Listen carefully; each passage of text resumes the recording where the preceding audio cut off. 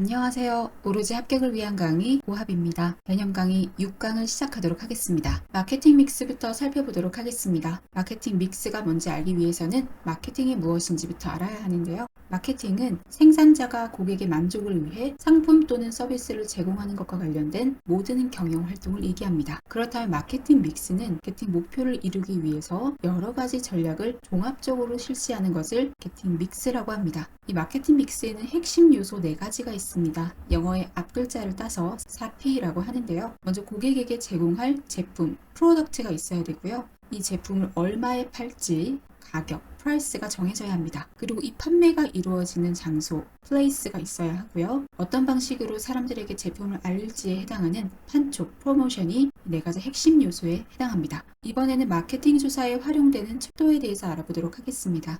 척도는 기준이라고 보시면 되겠습니다. 총 4가지 척도가 나와 있는데요. 첫 번째 명목 척도는 가장 기본적인 척도라고 보시면 됩니다. 각 대상 간의 수학적 관계가 전혀 없어서 순서나 크기를 나타내지 않습니다. 예를 들어 도시형과 농촌형으로 나눈다든지 성별로 나누는 것은 전혀 수학적인 관계가 없죠. 이런 경우를 명목 척도라고 합니다. 두 번째 서열 척도입니다.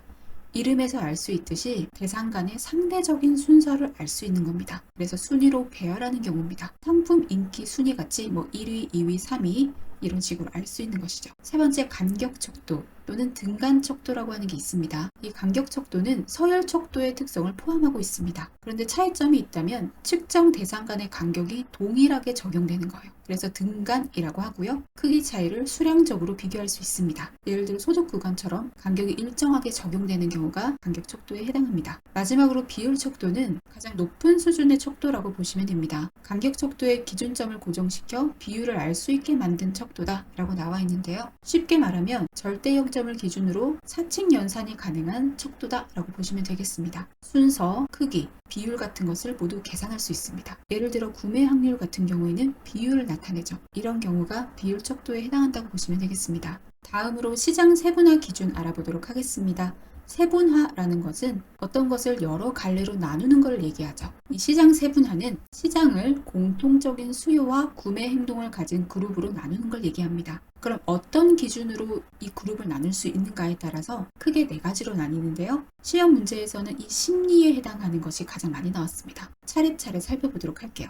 지리를 기준으로 시장을 세분화하는 경우는 인구 규모, 밀도, 기후, 지형 상권과 같은 것을 본다는 얘기고요. 인구 통계를 기준으로 시장을 세분화한다 라고 한다면 연령이나 성별, 생애 주기, 소득, 종교, 교육 수준에 따라서 그룹으로 나누는 걸 얘기합니다. 세 번째 심리 또는 심리 묘사적이라고도 하는데요. 이 기준은 사회 계층이나 라이프 스타일, 라이프스타일은 생활 양식으로 표현되기도 합니다. 그리고 개성, 이 3가지 요소가 심리 기준에 포함이 됩니다. 마지막 행동은 구매 동기, 추구 편익, 사용 경험 이런 것들을 기준으로 시장을 세분화하는 것을 얘기합니다.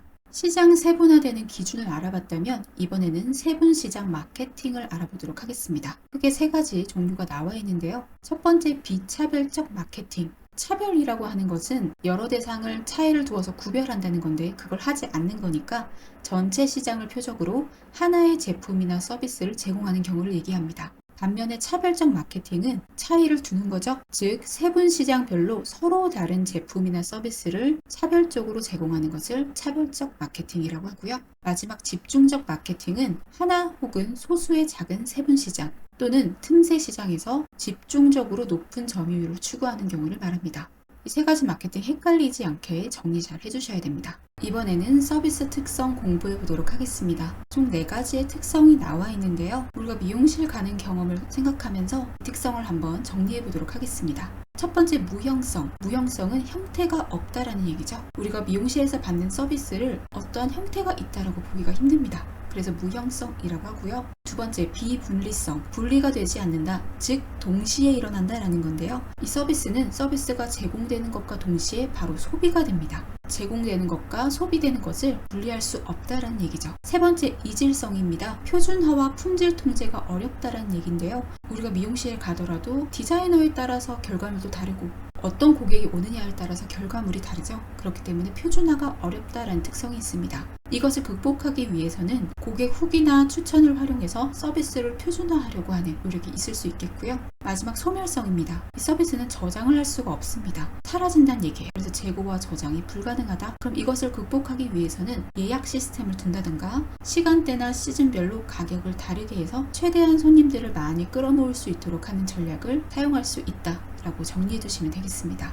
이번에는 서비스 품질 측정 모형인데요. 총 5가지가 나와 있습니다. 아까 서비스 특성에서는 무형성이었는데 이번에는 유형성이라는 특징이 나왔습니다. 형태가 있다라는 건데요. 쉽게 말해서 만질 수 있는 걸 얘기합니다. 내가 서비스를 받는 공간, 의자라든지 거울이라든지 이런 물리적인 시설과 장비가 있기 때문에 형태가 있다라고 보는 거고요. 두 번째 신뢰성입니다. 신뢰라는 거는 한 번에 생기는 게 아니죠. 서비스가 들쭉날쭉한 게 아니라 일관적으로 서비스가 제공되고 일 처리가 정확한 경우 신뢰성이 있다라고 볼 수 있겠습니다. 세 번째 대응성입니다. 대응성은 반응성이라고도 하는데요. 속도와 관련이 돼 있는 거예요. 고객이 뭔가를 요구했을 때 그 요구에 신속하게 서비스를 제공하는 경우를 말합니다. 네 번째 확신성입니다. 직원이 갖고 있는 지식, 예절, 신뢰나 자신감을 전달하는 능력입니다. 마지막 공감성은요. 고객 한 명 한 명에게 관심을 주는 거예요. 이렇게 개별적인 배려와 관심을 쏟는 행위를 공감성이라고 합니다. 이번에는 상품 믹스, 다른 말로 상품 구색 보도록 하겠습니다. 이 상품 믹스라고 하는 것은 소매상이 고객에게 제공하고자 하는 모든 상품 및 서비스 구성이라고 생각하시면 되는데요. 크게 2가지의 개념이 나옵니다. 출제 빈도가 굉장히 높은 개념이기 때문에 정확하게 학습하셔야 하는 부분입니다. 첫 번째, 폭.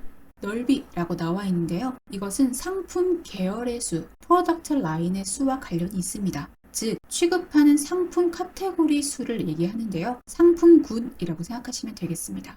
얼마나 다양한 상품군이 있느냐에 따라서 폭이 넓다, 좁다 라고 표현하기 때문에 다양성과 연관이 있다고 보시면 됩니다. 예를 들어서 백화점 같은 경우는 취급하는 상품 카테고리가 굉장히 많습니다. 여성복도 팔고요. 남성복도 팔고 화장품, 신발, 음식까지 다 팔죠. 따라서 백화점은 상품 계열의 수가 많은, 즉 폭이 넓은 소매업체 형태다 라고 보시면 되겠고요. 두 번째 개념, 깊이 보도록 하겠습니다. 깊이는 상품 계열 내에 있는 제품 품목의 수를 얘기합니다. 각 상품 카테고리에 포함된 품목의 숫자, 즉 아이템이 몇 개인지 라고 보시면 되겠습니다. 이 깊이는 다양성이 아니라 전문성과 관련된 용어입니다. 예를 들어 ABC마트 한번 생각해 보도록 하겠습니다. ABC마트는 신발 전문점이죠. 다양한 상품 카테고리를 가지고 있는 백화점에 비해서 ABC마트는 신발이라고 하는 카테고리만 갖고 있기 때문에 상품 구색의 폭은 좁습니다. 하지만 취급하는 신발 종류가 많기 때문에 깊이가 깊다라고 표현할 수 있는 겁니다. 이번에는 머천다이징, MD 보도록 하겠습니다. 이 머천다이징은 좁은 의미로 말할 때는 상품화 계획을 말합니다. 매장의 상품을 어떻게 진열할 것인지 디스플레이에 관련된 개념이라고 볼 수도 있고요. 넓은 의미로 봤을 때는 생산된 제품이 유통 매장에 도착해서 소비자에게 판매되기까지의 전 과정을 뜻하기도 합니다. 그럼 이 머천다이징엔 어떤 종류가 있는지 한번 살펴보도록 하겠습니다. 첫 번째, 혼합식 머천다이징은 스크램블드 머천다이징이라고도 하는데요. 여러 가지가 섞여 있는 겁니다. 그래서 상품 구성이 확대되고 만물점처럼 변한다. 예를 들어 자전거만 팔았던 전문점에서 이 사이클링에 관련된 의류라든지 식품을 취급하기도 할 때 이런 경우 상품 구성이 확대되는 거죠. 그렇기 때문에 혼합식 머천다이징에 해당합니다. 두 번째, 선별적 머천다이징 보겠습니다. 선별한다는 것은 여러 가지 중에서 추려내는 걸 얘기합니다. 그렇기 때문에 소매상과 생산자가 수직적으로 연합해서 세분 시장을 타깃 고객으로 상품화 전략을 하는 걸 얘기합니다. 세 번째, 세그먼트 머천다이징입니다. 세그먼트라고 하는 것은 부분이라는 뜻이죠. 그래서 특정 고객의 니즈에 중점을 두는 걸 얘기하고요. 또는 상품이나 품질을 차별화하는 전략을 말합니다. 네 번째, 계획적 머천다이징은 대규모 소매업과 납품회사 간의 계획을 통합하는 걸 얘기하고요. 마지막 상징적 머천다이징은 종합적 구색을 갖추되 일부는 자사점포 상징으로 집중화하는 머천다이징을 얘기합니다. 이 선별적 머천다이징 그리고 세그먼트 머천다이징이 조금 헷갈릴 수 있기 때문에 구별해서 학습해 주시면 되겠습니다. 이번에는 점포 레이아웃, 즉 점포가 어떻게 배치되어 있는지 그 유형을 알아보도록 할 텐데요. 학습자분들이 이해하기 쉽도록 사진을 좀 준비했습니다. 첫 번째, 격자형 레이아웃입니다. 영어로 그리드형이라고도 하는데요. 이 격자는 일정한 간격으로 배열된 구조를 얘기하죠. 우리가 슈퍼마켓이나 마트에 가면 흔히 볼 수 있는 레이아웃이라고 보시면 되겠습니다. 직각 모양의 여러 단이 이 사진에서 보는 것처럼 평행으로 늘어서 있습니다. 통로폭이 일정하기 때문에 공간적인 효율성이 굉장히 높고요. 고객 입장에서는 원하는 상품을 쉽게 찾을 수 있기 때문에 쇼핑에 걸리는 시간도 적은 편이다 라고 정리해 주시면 되겠고요. 두 번째, 자유형 레이아웃입니다. 자유형이라는 말에서 알 수 있듯이 일정한 규칙 없이 상품이나 점포가 배치되어 있는 경우입니다. 상품이나 점포가 어디에 배치되어 있을지 모르기 때문에 고객이 자유롭게 쇼핑할 수 있고요. 어디 가면 뭐가 나올지 모르기 때문에 이 쾌락적 요소가 올라가고요. 이를 통해 충동 구매를 유발하는 형식입니다. 이 자유형 레이아웃은 규모가 작은 전문 매장이나 아니면 소규모 전문 매장이 여러 개 있는 대형 점포에서도 이 레이아웃을 사용합니다. 마지막으로 경주로형 또는 경주형 레이아웃 공부해 보도록 하겠습니다. 이 레이아웃은 백화점에서 흔히 보실 수 있는 구조인데요. 고객들의 주 통로와 여러 점포의 입구가 연결되어 있는 형태입니다. 이 사진을 보시면 고객들이 주로 지나가는 이 통로가 여러 점포의 입구와 연결이 되어 있죠. 이 통로가 마치 말이 달리는 경주로와 비슷하다고 해서 경주로형이란 이름이 붙었습니다. 고객들이 지나가면서 다양한 매장 상품을 볼 수 있기 때문에 충동 구매를 유발할 수 있다 라는 것까지 알아두시면 되겠습니다. 점포 레이아웃을 알아봤으니 이번에는 상품을 어떻게 진열할지 살펴보도록 하겠습니다. 여기에 나와 있는 4가지 단계를 거쳐서 상품을 진열하게 되는데요. 첫 번째, 레이아웃입니다. 큰 의미로는 구성과 배치라는 의미가 있는데요. 동선이나 공간의 효율성을 고려해서 공간적으로 알맞은 장소를 찾는 행위도 레이아웃에 해당합니다. 장소를 찾았다면 이번에는 그룹핑이라고 해서 상품끼리 묶는 과정을 거칩니다. 소비자들이 어떤 기준으로 구매를 결정할까? 이거를 생각하면서 관련한 상품끼리 묶는 과정이라고 보시면 되겠습니다. 그룹핑이 완료됐다면 조닝이라고 해서 이 그룹핑한 상품을 매출액이나 연관성에 따라서 어떤 구역에 배당할지 진열 공간을 할당하는 과정입니다. 그럼 마지막으로 페이싱이라고 해서 페이스는 얼굴이란 뜻도 있고요. 무언가를 마주하다라는 뜻도 있습니다. 그래서 상품이 소비자에게 보여지는 정면 부분을 얘기하는데요. 상품을 가로로 몇 개 진열할지를 결정하는 걸 페이싱이라고 합니다. 오늘의 마지막 개념인 상품 진열 유형 보도록 하겠습니다. 우리가 마트에 가면 흔히 볼 수 있는 진열 유형이기 때문에 사진과 함께 공부해 보도록 하겠습니다. 첫 번째, 엔드 진열입니다. 엔드캡이라고도 하고요. 맨 끝에 위치하는 매대입니다. 사진 속의 화살표 방향을 보시면 3가지 방향으로 나뉜다는 걸 아실 수 있을 텐데요. 3면이 노출되기 때문에 상품 노출도가 굉장히 높은 진열이다 라고 보시면 되겠습니다. 그래서 여기에는 마진이 높은 상품을 진열하는 경우가 많고요. 이익과 매출이 굉장히 높은 구간이다 라고 보시면 되겠습니다.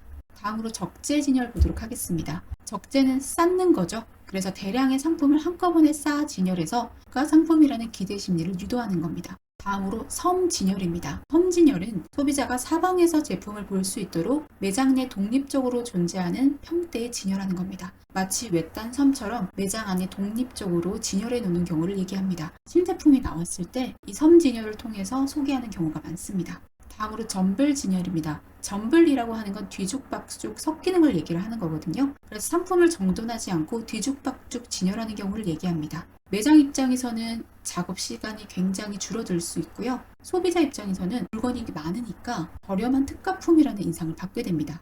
이 진열이 바로 점블 진열이 되겠고요. 박스 진열은 이름에서도 알 수 있듯이 박스를 커팅해서 박스 채로 진열하는 경우를 얘기합니다. 이제 마지막으로 샌드위치 진열과 라이트업 진열을 알아보도록 할 건데요. 이 샌드위치라는 게 빵 사이에 재료를 끼워서 만드는 음식이잖아요. 이 샌드위치처럼 잘 팔리는 상품 옆에다가 이익은 높지만 잘 안 팔리는 상품을 끼워서 진열하는 경우입니다. 그래서 사람들이 덩달아서 이 상품을 고를 수 있도록 유도하는 진열이 되겠습니다. 마지막 라이트업 진열입니다. 이 라이트업 진열은 라이트가 오른쪽이죠. 오른쪽에 가격이 높고 이익도 높은 상품을 진열하는 경우를 얘기합니다. 사람의 시선이 왼쪽에서 오른쪽으로 움직이기 때문에 왼쪽보다는 오른쪽에 있는 물건이 더 잘 팔린다고 해요. 그렇기 때문에 이 오른쪽에 이윤이 높은 상품을 진열하는 방식이 라이트업 진열이 되겠습니다. 이상 개념 강의 6강이 끝났습니다. 모두 수고 많으셨습니다.